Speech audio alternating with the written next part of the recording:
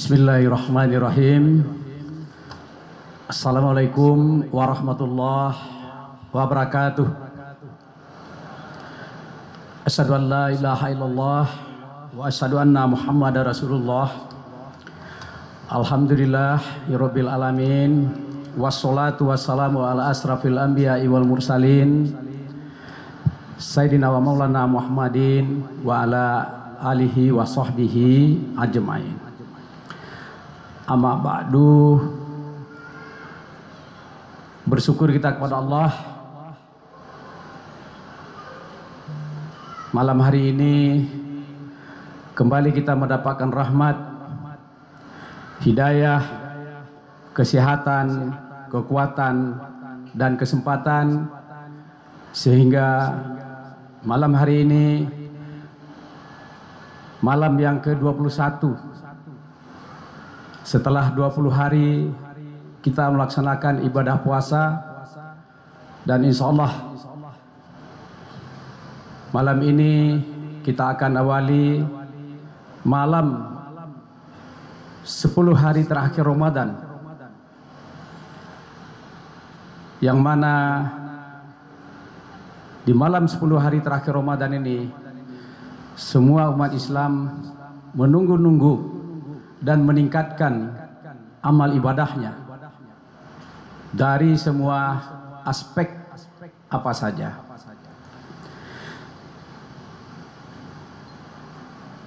Bapak Ibu, anak-anak kami, jemaah tarwih Masjid Syekh Ahmad Khatib Al-Minangkabawi yang kami muliakan. Pertama, terima kasih kepada pengurus yang memberikan kesempatan kepada kami hari ini, malam ini, untuk bisa bersama-sama berbagi sebelum kita melaksanakan sholat tarawih di malam yang ke-21 ini.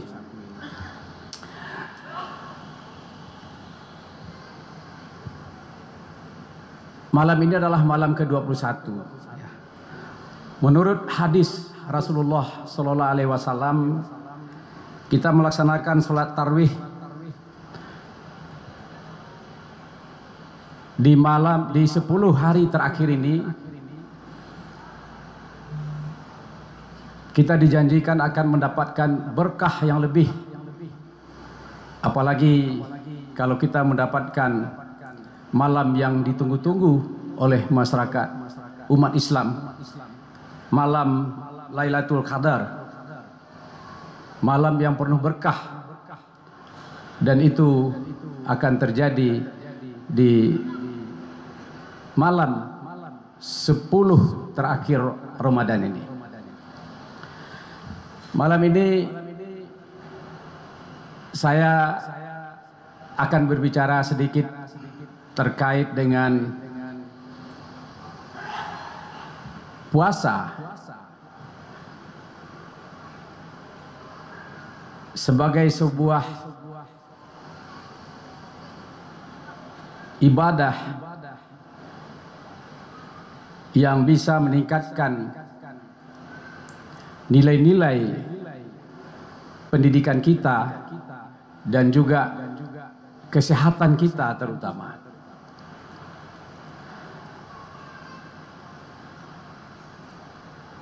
Bapak Ibu jemaah tarawih yang kami muliakan,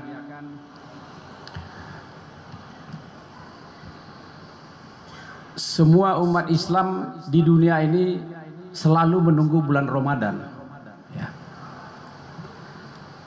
Dan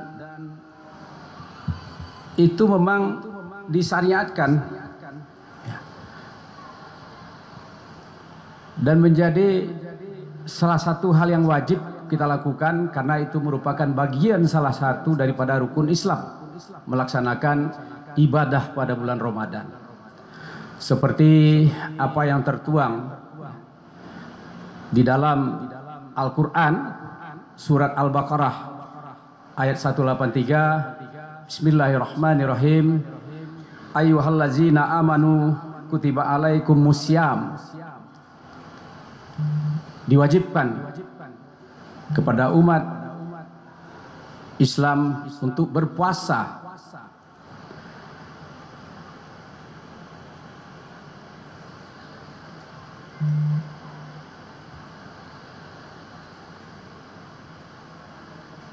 kama kutiba alal ladzina min qablikum la'allakum tattaqun, sebagaimana diwajibkan oleh orang-orang sebelum kamu.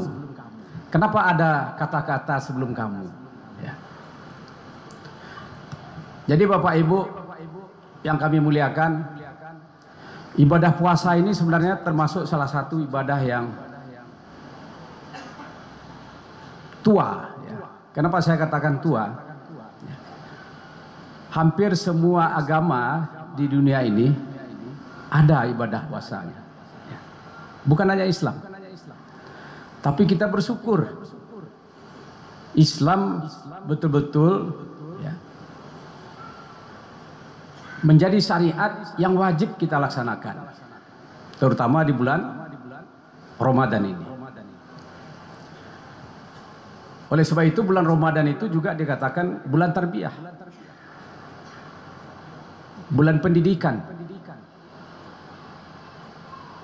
Orang selalu menunggu bulan Ramadan karena di bulan Ramadan ini banyak sekali nuansa-nuansa pendidikan yang bisa merubah perilaku kehidupan kita, umat manusia. Banyak kajian dilakukan oleh para pakar di dunia ini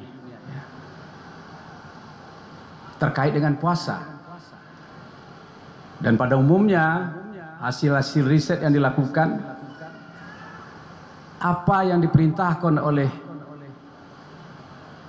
Al-Quran dan Sunnah Rasulullah SAW itu memberikan manfaat yang luar biasa bagi kehidupan umat manusia di dunia ini.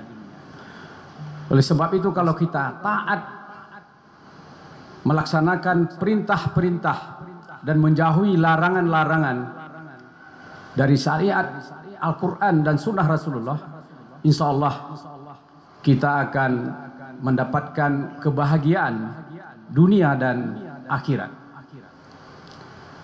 Setidak-tidaknya nilai-nilai yang terkandung ketika kita melaksanakan ibadah puasa, kalau kita lihat dari unsur pendidikan misalnya, kita dilatih untuk disiplin. Hidup kita menjadi teratur selama bulan Ramadan ini.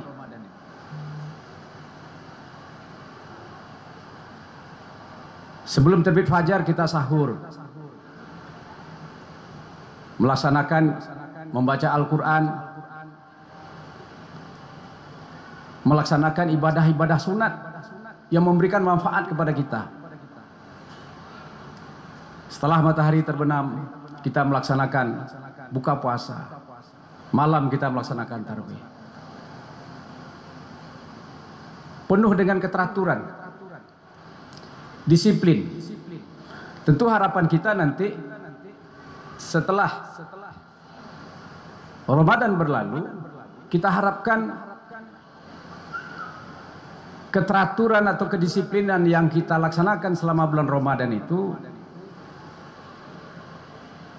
tetap menjadi sebuah best practices yang baik yang kita lakukan secara terus-menerus. Dan insya Allah kita akan mendapatkan berkah. Karena dari surat Al-Baqarah 183 tadi, memang ibadah puasa itu untuk meningkatkan, diperuntukkan bagi orang yang beriman untuk mendapatkan takwa. Apa itu takwa? Secara terminologi bisa kita artikan takwa itu melaksanakan perintah-perintah yang terkandung dalam Al-Quran dan menjauhi semua larangan. Kalau kita kaji secara ilmiah Bapak Ibu, apa-apa yang dilarang di dalam Al-Quran itu memang mempunyai efek negatif terhadap kehidupan kita. Oleh sebab itu, di dalam bulan puasa ini Banyak sekali nilai-nilai pendidikan yang kita dapatkan. Di samping melatih kedisiplinan, juga melatih kejujuran, integritas. Yang mana integritas ini merupakan kunci sukses untuk kita menata kehidupan yang lebih baik.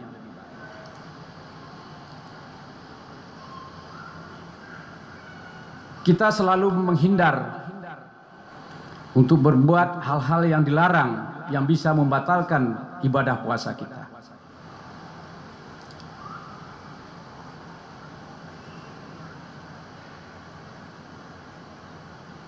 Di sini nilai-nilai kejujuran muncul.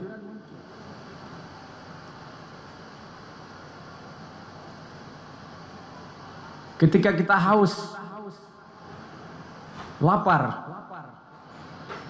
kalau kita makan mungkin tidak ada orang yang tahu. Tapi Allah selalu mencatat ini. Ini menanamkan nilai-nilai kejujuran.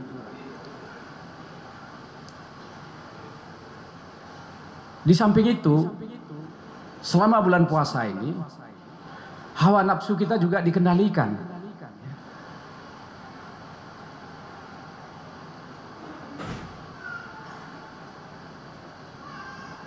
Kita selalu berupaya untuk berbuat bagaimana bisa menyenangkan orang lain. Bagaimana bisa kita bermanfaat untuk orang lain. Suatu kepuasan bagi kita di dalam bulan Ramadan ini, kalau kita bisa dapat membantu orang lain, kalau kita bisa dapat memudahkan urusan orang lain, kalau dapat kita bermanfaat untuk orang lain, sehingga bulan Ramadan ini memang bulan yang ditunggu-tunggu oleh umat Islam di dunia. Satu hal Bapak Ibu, di bulan puasa ini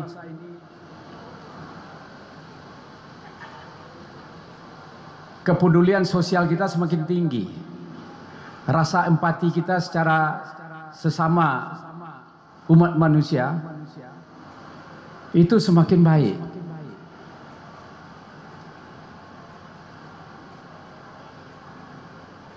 Selalu muncul di perasaan kita ketika kita lihat anak-anak kita yang kurang beruntung dari sisi ekonomi, mereka sulit untuk mendapatkan kebutuhan makan pangannya, sulit untuk mendapatkan kesempatan untuk sekolah dan sebagainya. Di sini rasa empati kita, rasa kepedulian sosial kita muncul. Di bulan Ramadan ini, hal-hal seperti ini menggugah perasaan kita semua. Oleh sebab itu, kami juga menghimbau kepada kita semua, terutama nenek mama, alim ulama, cadik pandai. Sumatera Barat ini kekuatannya hanya ada pada sumber daya manusianya. Dari dulu,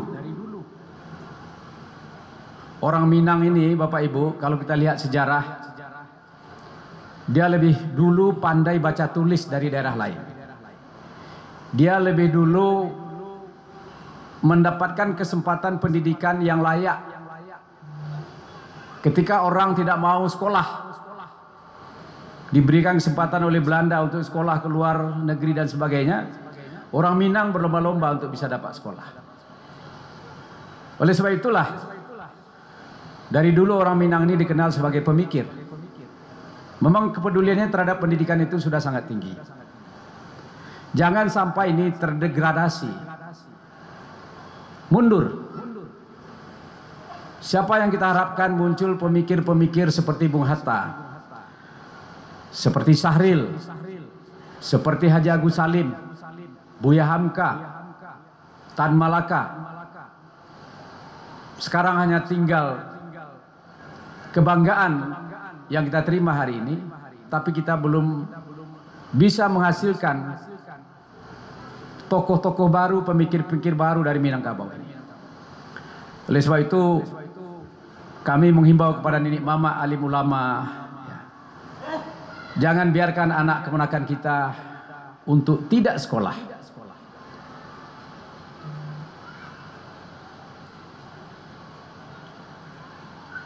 Sekarang kita di Sumatera Barat sedang berupaya memaksimalkan bagaimana peran masjid bisa sebagai pusat pendidikan. Hampir 6.000 ada masjid di Sumatera Barat ini. Dan lebih 13.000 ada musala. Kalau kita bayangkan di zaman sebelum kemerdekaan, kita hanya punya surau. Yang ketika itu surau dijadikan sebagai pusat untuk mengembangkan pendidikan, bukan hanya sebagai komunitas, membangun komunitas sosial. Mungkin generasi-generasi saya, kami masih merasakan bagaimana kita menambah ilmu pengetahuan kita di surau. Kita tidur di surau. Masa-masa kecil itulah yang menjadi pondasi bagi kita untuk kita sukses ke depan. Oleh sebab itu, kepada Bapak Ibu jemaah tarawih yang hadir malam hari ini, terutama yang punya anak-anak baik dalam usia dini, pendidikan dasar, itu harus mendapat perhatian penuh dari kita. Karena untuk merubah SDM kita ini, sumber daya manusia kita di Minangkabau ini, harus kita mulai dari pendidikan dasar. Jangan sampai lengah terhadap anak-anak kita, mulai dari taman kanak-kanak, SD, SMP. Ini adalah masa-masa membangun fondasi yang kuat untuk keberhasilan anak kita ke depan. Kita ciptakan kembali pemikir-pemikir hebat dari Minangkabau ini melalui pendidikan.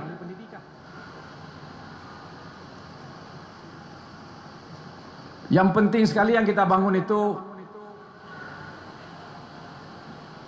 bagaimana meningkatkan motivasi semangat anak-anak kita untuk belajar. Jangan dipikirkan dulu Bapak Ibu, kita tidak mampu, tidak punya dana yang cukup untuk mensekolahkan anak-anak kita. Saya kira hampir seluruh pemerintah daerah di Sumatera Barat ini sangat peduli terhadap pendidikan anak keponakannya. Pemerintah daerahnya, termasuk Kota Padang ini. Pak Padli Amran menyediakan, tidak boleh ada anak-anak yang putus sekolah. Sekarang beliau sedang mendata di Kota Padang ini, jika ada anak-anak yang putus sekolah, ini harus kita tuntaskan. Inilah yang harus kita pikirkan bersama, sehingga apa yang terjadi hari ini, akhir-akhir ini, ada tawuran, ada balap liar dan sebagainya.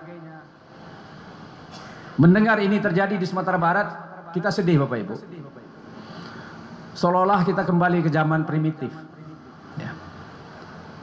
Oleh sebab itu ini menjadi tanggung jawab kita semua. Mudah-mudahan bulan puasa ini bisa kita jadikan sebagai momentum untuk meningkatkan kepedulian kita terhadap anak keponakan kita. Jangan sampai mereka untuk tidak mendapatkan kesempatan untuk belajar, untuk sekolah. Negara hadir di sini. Ya. Dulu saya pernah memperkenalkan pendidikan berbasis kaum. Bagaimana nenek mama peduli terhadap anak keponakannya yang tidak sekolah. Bagaimana nenek mama yang ada di rantau membantu anak-anaknya yang kaumnya yang ada di kampung untuk peduli terhadap pendidikan. Mudah-mudahan momentum bulan puasa ini menjadi tonggak awal bagi kita untuk meningkatkan kepedulian kita agar jangan sampai orang Minang ini anak-anaknya tidak sekolah. Karena inilah hanya kebanggaan kita Bapak Ibu. Dan itu diakui oleh para pemimpin-pemimpin bangsa ini.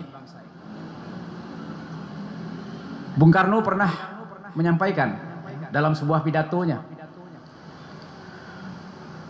bekerjalah seperti orang Jawa katanya, berbicaralah seperti orang Batak, dan berpikirlah seperti orang Minang katanya. Diakui pemikir-pemikir orang Minang ini. Nah, ini harus kita tumbuhkan kembali. Nah, mudah-mudahan momen puasa ini menjadi momentum awal bagi kita untuk meningkatkan kedisiplinan kita, meningkatkan kejujuran kita, meningkatkan pengendalian hawa nafsu kita, dan meningkatkan rasa empati, kepedulian sosial kita terhadap masyarakat. Inilah nilai-nilai pendidikan yang bisa kita maknai, kita dapatkan dari ibadah puasa yang kita laksanakan 1 bulan penuh di bulan Ramadan ini. Apalagi kita akan memasuki malam ini sudah mulai itikaf. Tingkatkanlah ibadah kita semua. Mudah-mudahan kita mendapatkan berkah dunia dan akhirat. Kalau dari sisi kesehatan, banyak sekali penelitian yang dilakukan oleh para ahli-ahli kesehatan. Malah ada dokter untuk menyembuhkan sebuah penyakit, dia sarankan untuk berpuasa.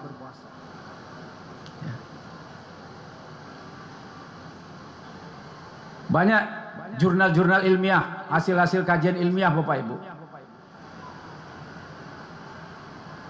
yang memberikan laporan bahwa puasa ini bisa menurunkan kolesterol, bisa menurunkan gula darah, bisa menurunkan asam urat misalnya. Jadi kalau Bapak Ibu di sini ada yang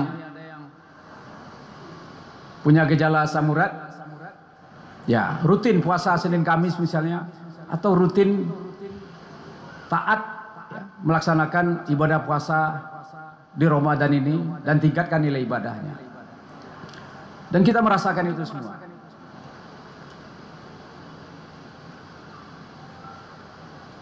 Oleh sebab itu kita beruntung Bapak Ibu. Ya. Kita beruntung ada Islam ya, yang mengatur kehidupan kita. Kalau betul-betul kita bisa mengikuti semua syariat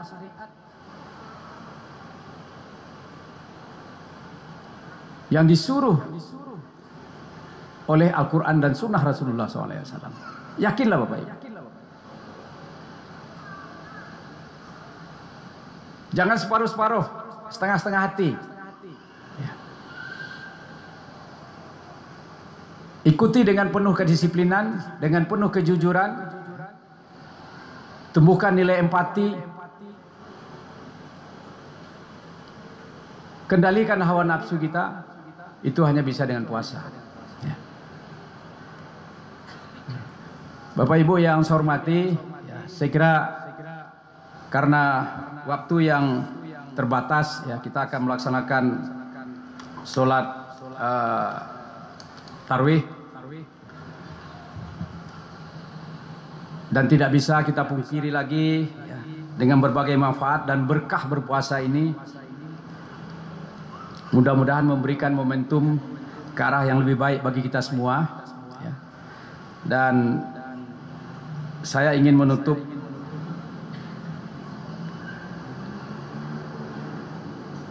ceramah Ramadan ini di